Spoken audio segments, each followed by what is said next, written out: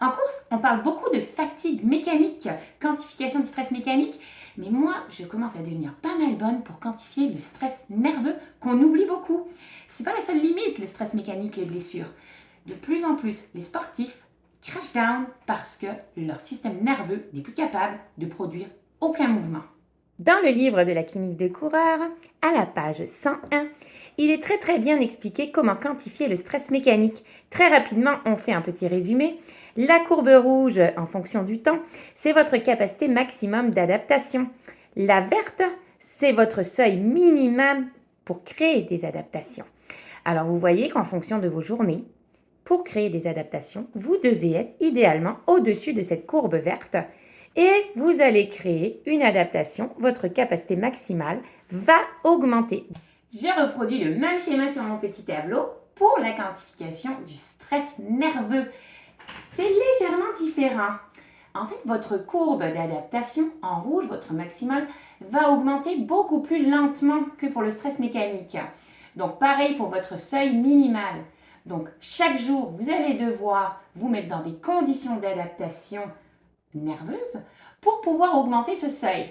Mais attention, comment qu'on calcule cette tolérance-là? C'est là que ça devient compliqué. Pour le stress mécanique, c'est très facile, c'est la douleur. Mais pour la nervosité, c'est beaucoup plus sournois.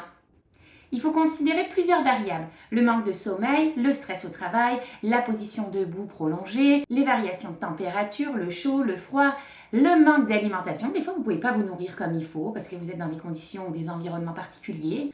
En gros, le stress mécanique, lui, il parle avec la douleur. Mais le système nerveux, lui, il chuchote avec la fatigue qui s'accumule avec toutes ces variables-là. Puis je dis qu'il chuchote parce que justement, c'est très difficile à se rendre compte. Alors, si vous voulez faire une courbe de ce type, vous devez à chaque jour ou au moins à chaque semaine expliquer sur votre petit schéma quelles sont les variables qui peuvent conduire à une accumulation de stress nerveux. Parce que sinon, vous n'allez pas vous en rendre compte jusqu'à temps que votre système nerveux crie. Puis quand il crie, c'est rendu trop tard. Vous êtes en train de pogner un down. Voilà, la courbe que j'ai créée, elle n'est pas 100% parfaite. Là. Je l'ai faite homemade. Là. C'est un petit peu pour vous expliquer par expérience avec tout ce que j'ai trouvé comme information sur le stress nerveux. Mais je pense que ça peut vous aider à y penser parce que c'est sournois et des fois le corps, il n'est pas limité par ses conditions physiques, mais on devient limité par sa capacité d'adaptation au niveau nerveux. Alors faites attention à vous et si je peux vous outiller sur quelque chose, écrivez-moi. Salut!